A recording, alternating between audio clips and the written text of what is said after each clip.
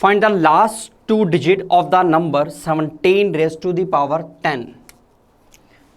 17 raised to the power 10 हम इसे लिख सकते हैं 17 का square raised to the power 5. 17 square is 289 raised to the power 5. 289 को मैं 9 आ गया, 9 को मैं 0 से कनेक्ट कर सकता हूँ. मैं इसे क्या लिख सकता हूँ 290 minus 1 raise to the power 5. अगर हम यहाँ पे बायनोमियल खोलते हैं तो कैसे बनेगा 5C0 290 raise to the power 5 minus 1 की power 0 plus 5C1 290 raise to the power 4 minus 1 का स्क्वायर होगा 5C2 290 क्यूब माइनस 1, यहाँ माइनस 1 की पावर 1 आएगा और यहाँ माइनस 1 का स्क्वायर होगा plus 5C3 290 square minus 1 cube plus 5C4 290 power 1 minus 1 की पावर 4 और ये बनेगा हमारे पास 5C5 290 raise to the power 0 minus 1 raise to the power 5. अगर हमें लास्ट टू डिजिट की बात हमें करनी है तो लास्ट टू डिजिट अगर हम देखें तो इन सब प्लेसेस पर, इन सब पोजीशंस में लास्ट के टू डिजिट में दोनों ही हमारे पास 0 होंगे, क्योंकि यहाँ पे 290 की पावर 5 है मतलब 5 0 आएंगी. यहाँ 290 की पावर 4 है 4 0 आएंगी. ठीक है, तो यहाँ पे लास्ट के दोनों डिजिट हमारे पास, इन सब के अंदर लास्ट के दोनों डिजिट हमारे पास क्या होंगे 0 होंगे. अगर कोई भी लास्ट के टू डिजिट के ऊपर कोई और नंबर आएगा तो वो इनके कारण आएगा. अब ये नंबर हमारे पास क्या है 5C4. 5C4 किसके इक्वल होगा 5C1. 5C1 इज 5 इंटू में 290 माइनस 1 की पावर 4 यानी कि प्लस माइनस 1 की पावर 5 माइनस 2 किसी की पावर 0 1 5C5 भी 1, ये बनेगा. तो ये जो लास्ट की दो पोजीशंस हैं हमारे पास क्या मिलेगा ये 0 5 14 माइनस में 1, तो ये हमारे पास मिलेगा 1499 और बाकी सब में लास्ट की दो पोजीशंस पे क्या था 0 था. अगर आप उसमें ये ऐड करोगे 1499 को तो लास्ट के टू डिजिट्स में हमारे पास कितना आएगा, सॉरी ये 14 हमारे पास 49 बनेगा. तो लास्ट के टू डिजिट हमारे पास क्या बनेगा हमारे पास 49, ये हमारा आंसर होगा. Find the coefficient of x raised to the power 50 in the expansion 1 plus x raised to the power 41. Expansion हमें क्या गिवन है 1 plus x raised to the power 41 and 1 minus x plus x square raised to the power 40. हमें इस multiplication में हमें coefficient निकालना है x raised to the power 50 का. तो सबसे पहली बात तो यह तो बायनोमियल है, यहाँ बायनोमियल नहीं है हमारे पास, तो हम इसको थोड़ा सा सिंप्लीफाई कर लेते हैं. ये 1 plus x raise to the power 40, इसको हमने ब्रेक किया 41 पावर को, और ये 1 minus X plus X square raise to the power 40 बन गया. ये हमारे पास 1 प्लस एक्स, इसे मैं 1 प्लस एक्स इंटू में 1 minus X plus X square whole power 40 लिख सकता हूँ, क्योंकि पावर सेम है तो मैंने बेस को मल्टीप्लाई कर दिया. ये 1 प्लस एक्स, ये हमारे पास क्या मिलेगा a plus B, A cube A square plus B square minus A B, मतलब A cube plus B cube का फॉर्मूला बनेगा, आइडेंटिटी बनेगी. ये हमारे पास बन गया. अब हमें इस एक्सपेंशन में x raise to the power 50 का कोफिशिएंट चाहिए. यहाँ तो पावर 1 है तो यहाँ बायनोमियल नहीं लग सकती, यहाँ बायनोमियल मैं लगा सकता हूँ. तो मैं सबसे पहले क्या करता हूँ, मैं सबसे पहले इस होल को पूरे को 1 से मल्टीप्लाई करता हूँ और x से मल्टीप्लाई करता हूँ. ये 1 plus x cube raise to the power 40 हुआ, ये x इंटू में 1 plus x cube raise to the power 40 हुआ. अब मुझे इसमें तो कोफिशिएंट चाहिए x raise to the power 50 का, जो कि मुझे चाहिए था. यहाँ मेरे पास ऑलरेडी एक x है. जब मेरे पास एक x है तो यहाँ से मुझे x raise to the power कितना चाहिए 49 चाहिए, ताकि जब मैं उसको इस x से मल्टीप्लाई करूँगा तो x raise to the power कितना आ जाएगा मेरे पास 50 आ जाएगा. तो मुझे coefficient of x raise to the power 49 चाहिए, किसमें इसके अंदर। अब मुझे इस एक एक्सपेंशन के अंदर x की पावर 49 का कोफिशिएंट भी चाहिए, x की पावर 50 का कोफिशिएंट भी चाहिए, तब मैं दोनों को प्लस कर दूंगा फाइनली। अब बात करते हैं इसमें मुझे 1 plus x cube raise to the power 40। तो मैं यहाँ पे सबसे पहले जनरल टर्म निकालता हूँ। जनरल टर्म क्या मिलेगी? 40c 3r एक्स क्यूब की 40c r एक्स क्यूब की पावर r, मतलब 40c r X raise to the power कितना हो जाएगा? 3r। हमें 3r, हमें कोफिशिएंट चाहिए x की पावर 50 का, ठीक है। तो मतलब मैं 3r को किससे कंपेयर करूंगा? 50 से कंपेयर करूंगा। तो यहां से r हमारे पास कितना आएगा? 50/3, ठीक है। r फ्रैक्शन में नहीं हो सकता, r हमारे पास होल नंबर्स में होना चाहिए, 0 1 2 3 4 इस तरीके से। r फ्रैक्शन में नहीं हो सकता, मतलब इसमें x raise to the power 50 वाली टर्म नहीं आएगी, कोफिशिएंट हमारे पास 0 बनना चाहिए। अब मुझे x की पावर 49 का कोफिशिएंट चाहिए, तो यहाँ मैं इसी 3r को 49 से कंपेयर करूंगा। यहाँ से r 49/3 आएगा, ये भी इंटीजर नहीं आ रहा, मतलब यहाँ पे x की पावर 49 का कोफिशिएंट भी नहीं होगा। तो फाइनली जो x की पावर 50 का कोफिशिएंट हम लोग कहेंगे वो 0 होगा। मतलब ये कि इस एक्सपेंशन में x की पावर 50 वाली टर्म नहीं आएगी, ठीक है। नोट कीजिए।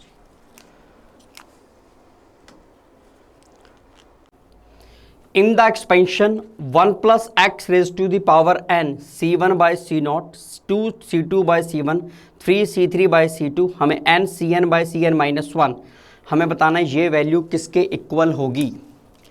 c1 by c0 twice of c2 by c1 3 times of c3 by c2, कहाँ तक चल रहा है ये? n times of cn by cn minus 1।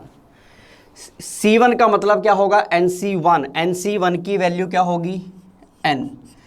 c0 मतलब nc0, nc0 की वैल्यू क्या होगी? 1।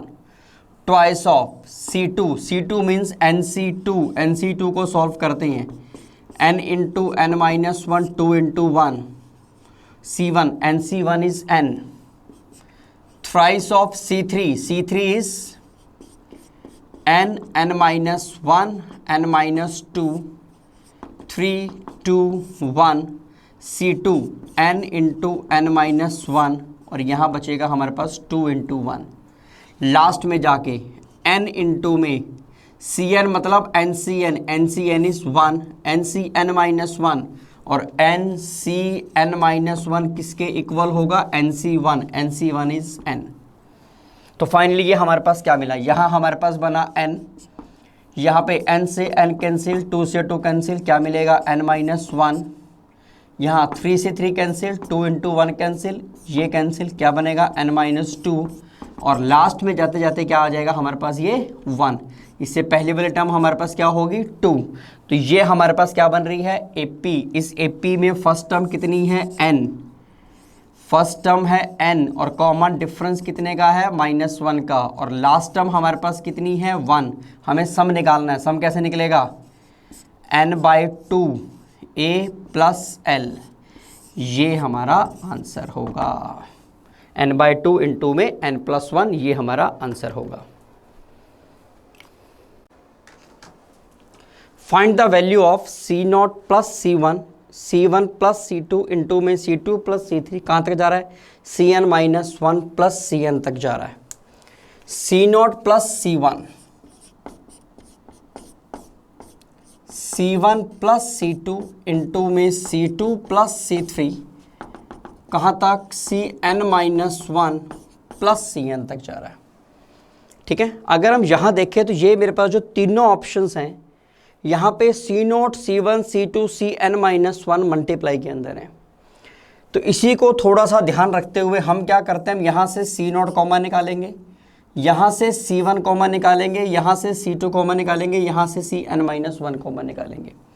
तो ये सब हमारे पास बाहर क्या आएगा? C0, C1, C2, C3, Cn minus 1, ये हमारे पास बाहर आ जाएगा।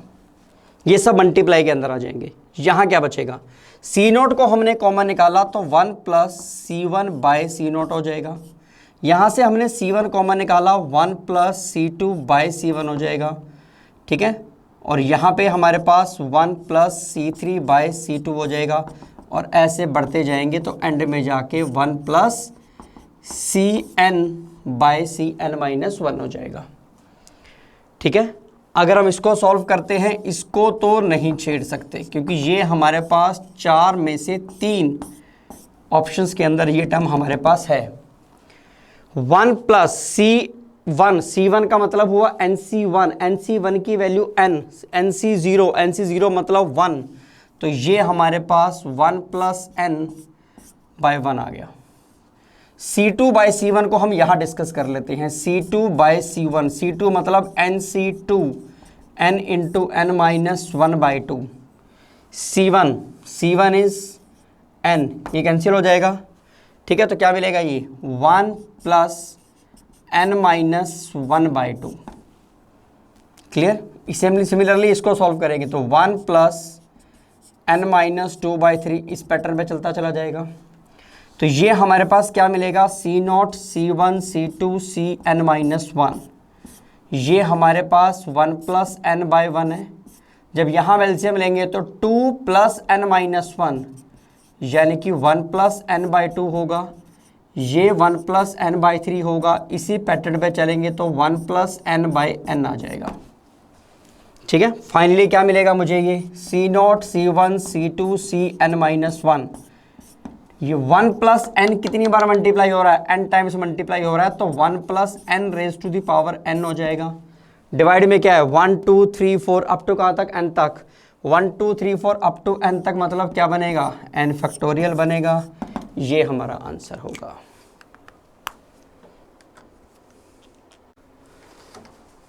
फाइंड द वैल्यू ऑफ, हमें इसकी फंक्शन की वैल्यू फाइंड आउट करनी है। C0 by 1, C1 by 2, C2 by 3 up to Cn by n plus 1, हमें इसकी वैल्यू फाइंड आउट करनी है।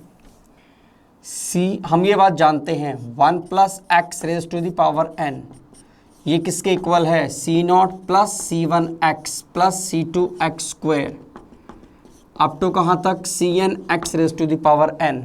अब हमारे पास 1 2 3 n प्लस 1 ये किस में है, डिवाइड में है। डिवाइड में मतलब इंटीग्रेशन होगा, इंटीग्रेशन होगा तो डेफिनेट इंटीग्रल होगा। लिमिट कहाँ से कहाँ तक चलेगी, 0 टू x तक चलेगी। तो हम दोनों तरफ इंटीग्रेशन करेंगे।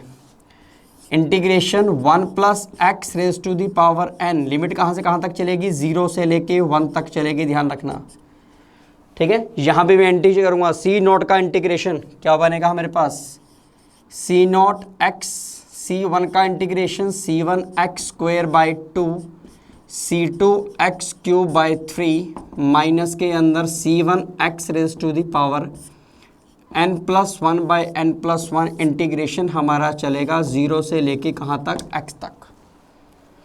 अब क्या करेंगे, 0 से x, सॉरी, जब भी अपर लिमिट पुट करेंगे तो ये 1 plus x raise to the power, पहले इंटीग्रेशन करेंगे इसका, n प्लस 1 आएगा। लिमिट हमारे पास क्या है, 0 टू x, ठीक है। यहां जब हमने अपर लिमिट पुट की तो मुझे क्या मिलेगा, C0 x C1 x square by 2, C2 x cube by 3, Cn x raise to the power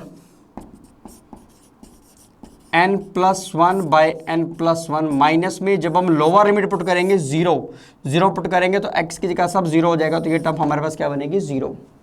LHS हमारे पास क्या है, जब हम अपर लिमिट पुट कर रहे हैं तो 1 plus x raise to the power n plus 1 by n plus 1 है। माइनस में लोअर लिमिट जब पुट कर रहे हैं x की जगह 1, तो ये मुझे क्या मिलेगा, 1 raise to the power n plus 1 मतलब 1 बाई n प्लस 1 आ गया। ये किसके इक्वल है, C0 x C1 x square by 2, C2 x cube by 3, end में जाने के बाद C1 x raise to the power n plus 1 by n plus 1 आ गया। पर हमें चाहिए ये सिर्फ कोफिशिएंट चाहिए, तो मैं यहाँ क्या करूँगा, मैं यहाँ दोनों तरफ x की जगह क्या पुट कर दूंगा, 1 पुट कर दूंगा। हम यहाँ दोनों तरफ x की जगह क्या पुट कर देंगे, 1 पुट कर देंगे। x की जगह 1 पुट करते यहाँ मुझे क्या मिलेगा, 1 plus 1 2 raise to the power n plus 1 by n plus 1 minus में 1/n+1, ठीक है। यहाँ क्या मिलेगा, x की जगह 1 पुट करते ही C0 प्लस में C1/2 प्लस C2/3 एंड में जाके Cn/n+1। ये हमारा आंसर होगा, ये हमारा आंसर होगा।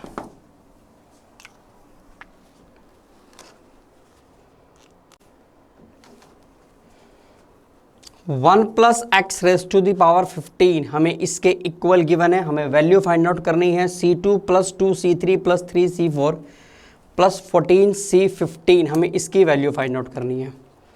वैल्यू हमें फाइंड आउट करनी है C2 plus 2C3 plus 3C4 और 14C15 हमें इसकी वैल्यू फाइंड आउट करनी है, ध्यान रखना। तो हमें गिवन क्या है, 1 plus x raise to the power 15 this is equal to C0 plus C1x plus C2x² C3x³ किसके इक्वल होगा, C15x15 के इक्वल होगा ये। पर प्रॉब्लम ये है कि हमें कैसे क्या नजर आ रहा है, हमें नजर आ रहा है मल्टीप्लिकेशन। मल्टीप्लिकेशन मतलब डेरिवेटिव होगा, पर डेरिवेटिव होगा अगर हम यहाँ पे डेरिवेटिव करते हैं तो C0 का डेरिवेटिव 0 हो जाएगा, C1x का डेरिवेटिव C1 होगा, जबकि मुझे आंसर में जो मुझे प्रूव करना है उसमें मुझे C1 नहीं चाहिए, ठीक है। और दूसरी बात, अगर हम यहाँ डेरिवेटिव करते हैं तो C2 के साथ क्या आएगा, 2 आएगा, जबकि मुझे C2 के साथ क्या चाहिए, 1 चाहिए। C3 के साथ सिंपल डेरिवेटिव में 3 आना चाहिए, मुझे C3 के साथ क्या चाहिए, 2 चाहिए। अब C3 के साथ 2 कब आएगा, जब C3 के साथ यहाँ पे x² होगा। तो सबसे पहले हमें एक एक पावर को कम करना पड़ेगा। एक एक पावर को कम करने के लिए हम क्या करेंगे, हम दोनों तरफ x से डिवाइड करेंगे। तो ये मेरे पास 1 plus x raise to the power 15 by x होगा। C0 बाय x हो जाएगा। C0 का मतलब क्या है, 15C0, 15C0, 15C0 यानी कि 1। तो ये वैल्यू मेरे पास है 1, x से डिवाइड करेंगे। तो मैं इसको यहाँ ले आता हूँ इस तरीके से। यहाँ हमारे पास क्या मिलेगा, C0x C1x, सॉरी x से हमने डिवाइड कर दिया, ये C1 C2x C3x², ये पावर हमारे पास अब एक एक कम हो गई, ठीक है। अगर हम इसका डेरिवेटिव करते हैं तो मुझे क्या मिलेगा, यहां जब मैं डेरिवेटिव करता हूं तो C1 का डेरिवेटिव हमारे पास क्या हो जाएगा, 0। C2x का डेरिवेटिव C2, इसका डेरिवेटिव क्या मिलेगा, 2C3x, फिर मिलेगा 3C4x², और एंड में जाके हमें मिलेगा derivative 14C15 x raise to the power 13, ठीक है। डेरिवेटिव डिफरेंशिएशन, पावर आगे एक पावर हमने क्या कर दी, कम कर दी। तो ये हमारे पास इस फंक्शन का हमने डिफरेंशिएशन कर दिया। अब हमें इसका डिफरेंशिएशन करना है। ये हमारे पास है क्या, 1 plus x raise to the power 15 -1 पूरे का x है। जब हम इसका डिफरेंशिएशन करेंगे विद रिस्पेक्ट टू x तो हमारे पास u/v मेथड लगाना पड़ेगा। हमें u/v मेथड क्या कहता है, डिनोमिनेटर का square x², x same v² same u का डेरिवेटिव। जब इसका डेरिवेटिव करेंगे तो डिफरेंशिएशन करेंगे तो क्या मिलेगा, 15 1 plus x raise to the power 14 minus में 1 का 0 माइनस, फिर u same 1 plus x raise to the power 15 -1, u same v का डेरिवेटिव क्या होगा, 1 होगा। क्लियर है। तो फाइनली हमारे पास जो डिफरेंशिएशन बना, डिफरेंशिएशन करने के बाद हमारे पास क्या बना,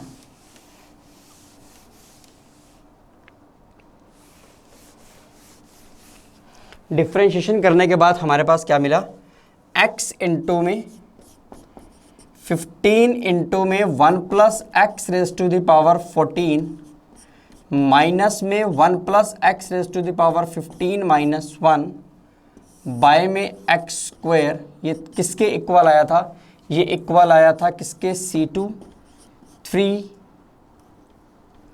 2C3x 3C4x² और एंड में जाके हमारे पास आया था 14C15 x raise to the power 13, ये इसके इक्वल था। अब हम क्या करेंगे, दोनों तरफ x को क्या पुट कर देंगे 1। जब मैं x को 1 पुट कर दूंगा तो राइट हैंड साइड में तो वही टर्म बनेगी जो हमें चाहिए। चेक करो, C2 + 2C3 + 3C4 + 14C15 वही बनेगी। हमें RHS में x को 1 पुट करके आंसर मिलेगा। अब लेफ्ट हैंड साइड में, सॉरी लेफ्ट हैंड साइड में जब हम लोग x को 1 पुट करेंगे तो मुझे क्या मिलेगा, 1 × 15। यहाँ x को 1 पुट करते ही 2⁻⁴ ये 2⁻15 माइनस माइनस +1 और डिवाइड में हमारे पास क्या होगा 1। यहाँ अब इसको थोड़ा सा कैलकुलेट कर लेते हैं। 2⁻14 यहाँ है, 2⁻15 यहाँ है, 2⁻14 कॉमन निकालेंगे इन दोनों में से, यहाँ क्या मिलेगा 15, यहाँ पे 2⁻1 बचेगा +1 है। ठीक है, 15 - 2 13 इंटू में 2⁻14 +1, ये हमारा आंसर आना चाहिए। ठीक है,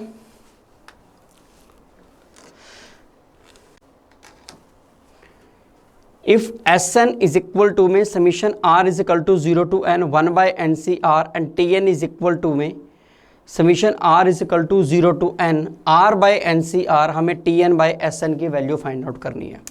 तो सबसे पहले हम Sn के बारे में बात करते हैं। Sn हमारे पास क्या है, summation R is equal to 0 to n 1/NCR।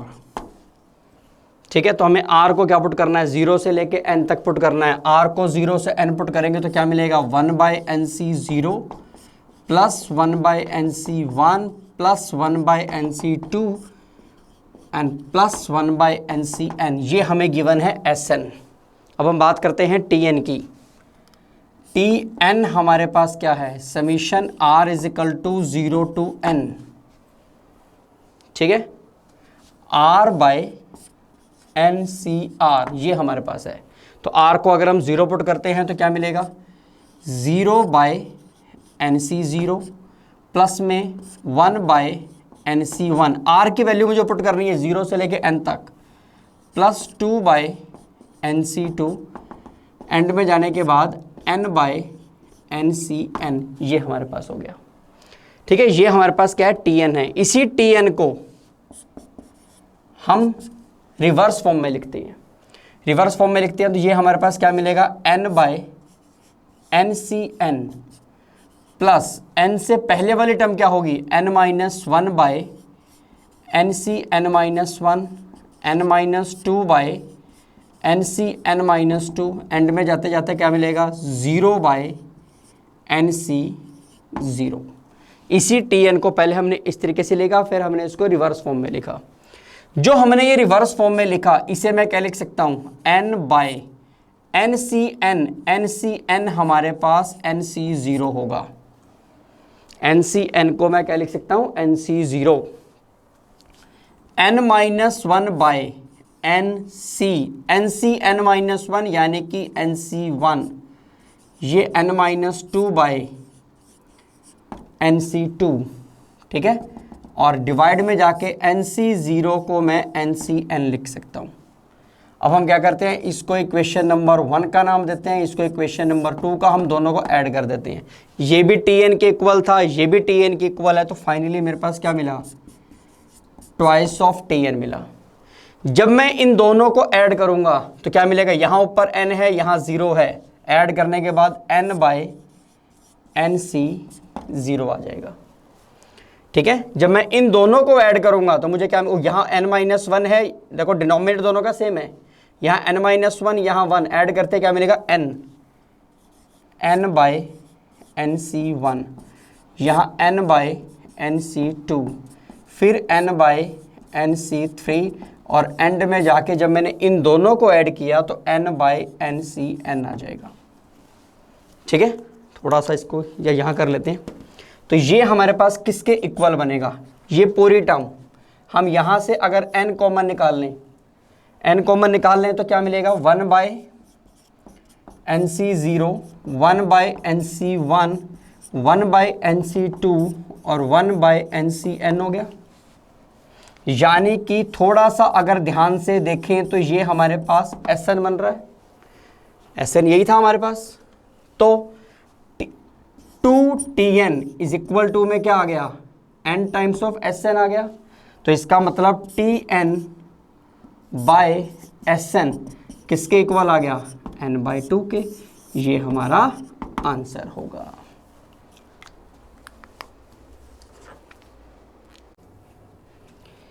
If the magnitude of the coefficient of x raised to the power 7 in the expansion ax square plus 1 by bx raised to the power 8, where a and b are positive numbers, is equal to the magnitude of coefficient of x raised to the power minus 7 in the expansion ax minus में 1 by bx square raised to the power 8, हमें बताना है a और b किस relation से connect होंगे। इस expansion में कोफिशिएंट चाहिए x raise to the power 7 का, और इस एक्सपेंशन में हमें कोफिशिएंट किसका चाहिए, x raise to the power -7 का। दोनों कोफिशिएंट हमारे पास इक्वल हैं, हमें a और b में रिलेशन फाइंड आउट करना है।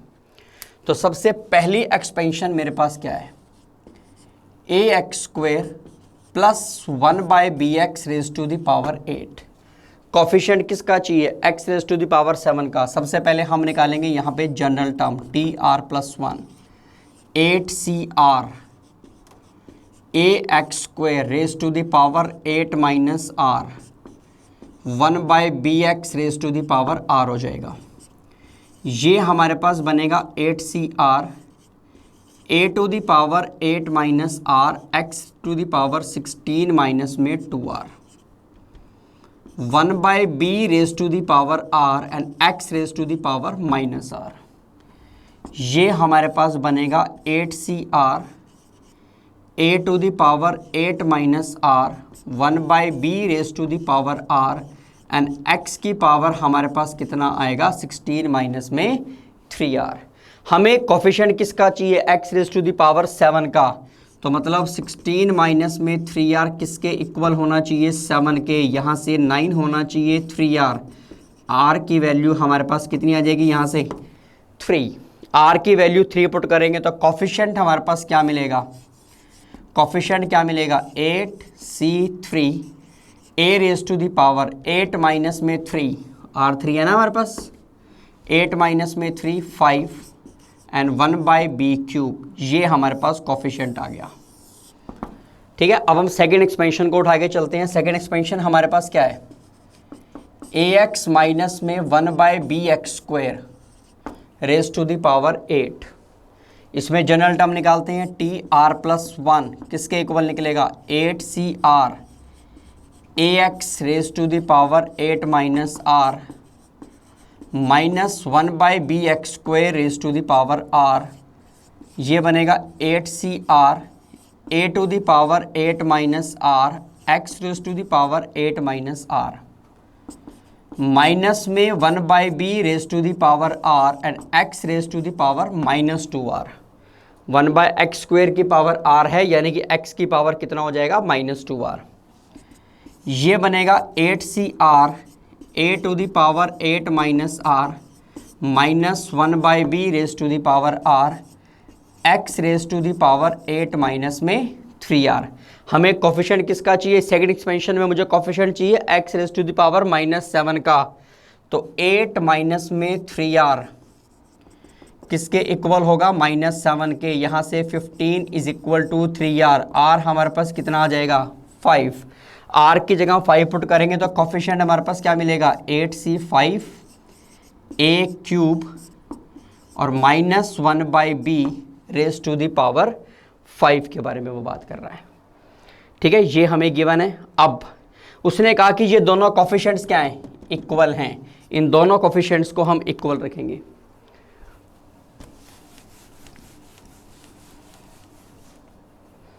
एक कोफिशिएंट हमारे पास है 8c3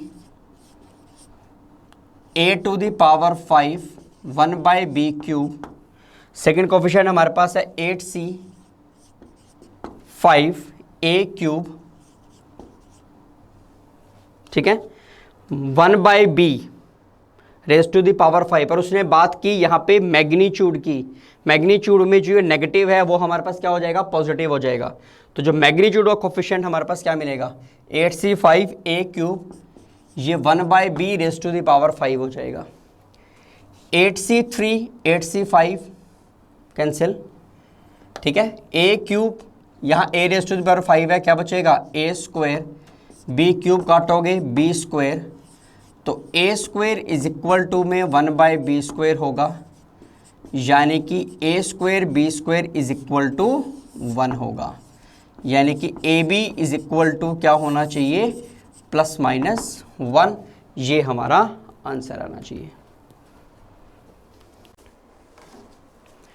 in the polynomial x-1, x-2, x-3 up to x minus में 100, देन हमें कोफिशिएंट फाइंड आउट करना x⁻⁹ का। अगर हम लोग बात करते हैं सिंपल एक क्यूबिक इक्वेशन की, मान लीजिए ये हमारे पास एक क्यूबिक इक्वेशन है और इसके रूट्स हमारे पास अल्फ़ा बीटा गामा हैं, ठीक है। तो मैं इस क्यूबिक इक्वेशन को क्या लिख सकता हूँ, a इंटू में x minus alpha, x minus beta, x minus gamma, ठीक है। या अगर हमें ये गिवन है तो मैं क्या कह सकता हूं कि ये एक क्यूबिक इक्वेशन है जिसके रूट्स अल्फा बीटा गामा है और उसमें जो लीडिंग कोफिशिएंट है वो a होगा, ठीक है।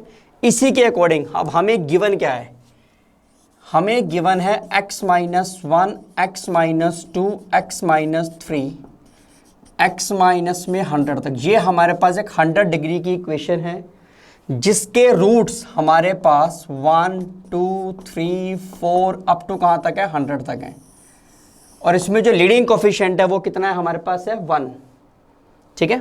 लीडिंग कोफिशिएंट 1 है, तो मैं इस इक्वेशन को इस फॉर्मेट में लिख सकता हूँ, x⁻100, क्योंकि डिग्री मैक्सिमम बनेगी 100 अब से मल्टीप्लाई हो रही है, प्लस में a1 x⁻99, a2 x⁻98, इस तरीके से ये चलेगा, a100 तक चलेगा, ठीक है। हमें चाहिए a1, हमें कोफिशिएंट किसका चाहिए, x⁻99 का चाहिए।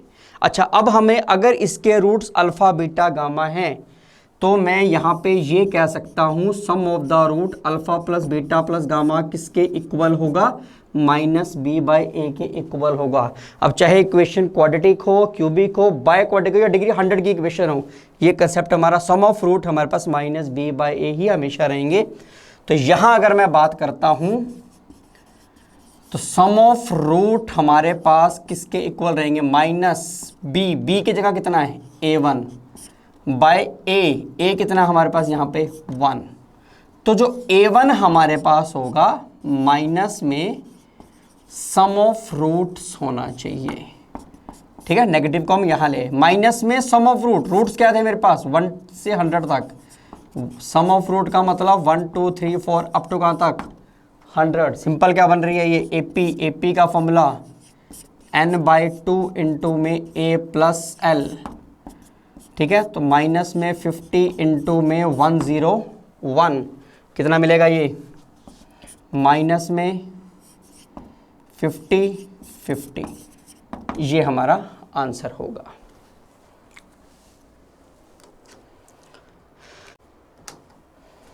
If NC0, NC1, NC2, NCn are the binomial coefficients, ये बाइनोमियल कोफिशिएंट्स है, हमें इसकी वैल्यू फाइंड आउट करनी है। 1 plus NC1/NC0, 1 plus NC2/NC1, 1 plus NC3/NC2, और एंड में जाके हमारे पास आएगा NCn/NCn-1, ठीक है। 1 plus NC1 is n, NC0 combination में यहाँ 0 वैल्यू हमेशा 1 होगी। 1 प्लस NC2/NC1 को हम यहाँ डिस्कस कर लेते हैं, NC2/NC1, NC2 is n into n-1, 2 into 1, NC1 is n, क्या बनेगा ये n-1/2। सिमिलरली जब हम इसको सॉल्व करेंगे तो ये n-2/3 बनेगा, चलता चला जाएगा, एक पैटर्न बन जाएगा हमारे पास, 1 प्लस n/1 बनेगा। इसको सॉल्व करते हैं, एलसीएम लेंगे 2 प्लस n-1, यानी कि 1 प्लस एन बाई 2 हो गया, यहाँ मेरे पास 1 प्लस एन बाई 3 हो गया, एंड में जाएंगे तो 1 प्लस एन बाई एन बनेगा जब इसको सिंप्लीफाई करेंगे। तो 1 प्लस एन मल्टीप्लाई हो रहा है, 1 प्लस एन को n टाइम्स मल्टीप्लाई करेंगे तो ये मिलेगा, ये हमारे पास 1 2 3 सब मल्टीप्लाई कहाँ तक, n तक, तो ये 1 plus n raise to the power n by में कितना आ गया, n फैक्टोरियल। ये हमारा आंसर आना चाहिए।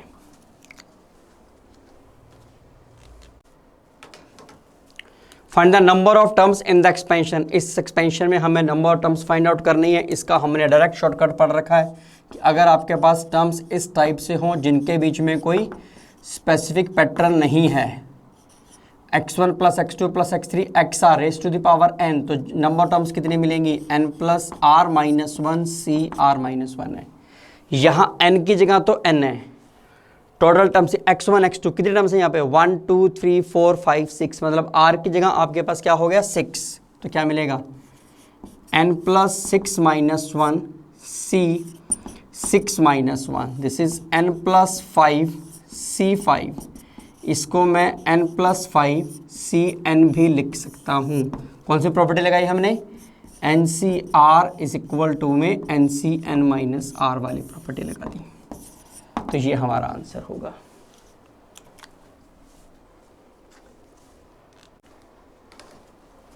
The expansion x plus x cube minus 1 power 1/2 power 5 whole power 5 plus में ये हमारे पास है।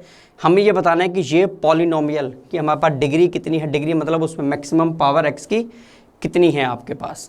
अगर हम यहाँ थोड़ा ध्यान से देखें तो ये दोनों पॉलिनोमियल, दोनों एक्सपेंशन सेम है, यहाँ बीच में क्या प्लस और यहाँ माइनस। एक काम करते हैं, सबसे पहले हम एक्स क्यूब माइनस 1 की पावर 1/2 को 1 मिनट के लिए y मान लेते हैं, ठीक है। तो ये सबसे पहले जो हमारे पास फर्स्ट एक्सपेंशन बनी वो x plus y raise to the power 5 बनी, और second expansion x minus 5 raise to the power 5 बनी। अब यहाँ पावर 5 है, मतलब टोटल टर्म्स कितनी होंगी 6, बीच में क्या लगा हुआ है प्लस, मतलब सभी की सभी पॉजिटिव होंगी। यहाँ सभी 6 टर्म्स होंगी, सभी के सभी पॉजिटिव होंगी, ठीक है। यहाँ पे बीच में क्या माइनस, मतलब पहली प्लस फिर माइनस फिर प्लस फिर माइनस फिर प्लस फिर माइनस, तो होगा क्या, ये तीन टर्म सेकंड फोर्थ सिक्स क्या हो जाएंगी कैंसिल, और बाकी तीनों क्या हो जाएंगे ट्वाइस।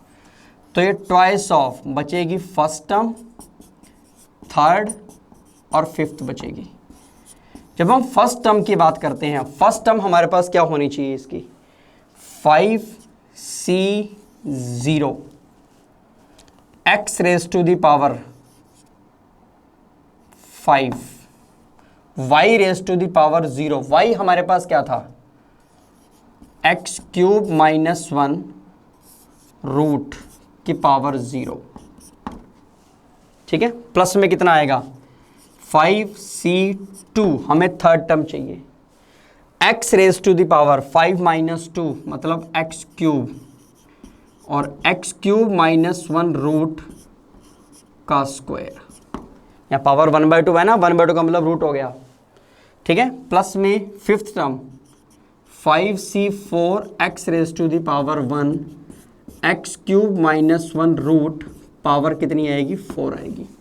अब हमें इसको एक्सपेंड नहीं करना, हमें सिर्फ इस एक्सपेंशन की क्या बतानी है, डिग्री बतानी है। हम सिर्फ x की पावर चेक करके देखेंगे। देखिए यहाँ x की पावर कितनी है हमारे पास 5 है, इसकी पावर 0 होगी, मतलब ये सारा 1 बन जाएगा। तो यहाँ पे जो मैक्सिमम पावर है x की वो 5 होगी यहाँ पे। अगर हम यहाँ बात करते हैं तो यहाँ पे क्यूब है, स्क्वायर से रूट कैंसिल होगा, यहाँ भी क्यूब है, क्यूब मैक्सिमम पावर कितनी बन जाएगी यहाँ पे 6 बन जाएगी। यहाँ मैक्सिमम पावर आपके पास कितनी बनेगी 6 बनेगी। यहाँ रूट की पावर 4 है, मतलब यहाँ पे इसका क्या बन जाएगा स्क्वायर बन जाएगा, स्क्वायर बनेगा तो यहाँ पावर कितनी बनेगी मैक्सिमम 6 बनेगी। 6 यहाँ एक x बाहर है, तो मतलब यहाँ जो मैक्सिमम पावर है वो कितनी है 7 है। तो जो ओवरऑल मैक्सिमम पावर हमारे पास कितनी हुई 7 हुई x की। इट मीन्स इसकी जो डिग्री निकलेगी पॉलिनोमियल की वो डिग्री कितनी होनी चाहिए 7 होनी चाहिए। ये हमारा आंसर होगा।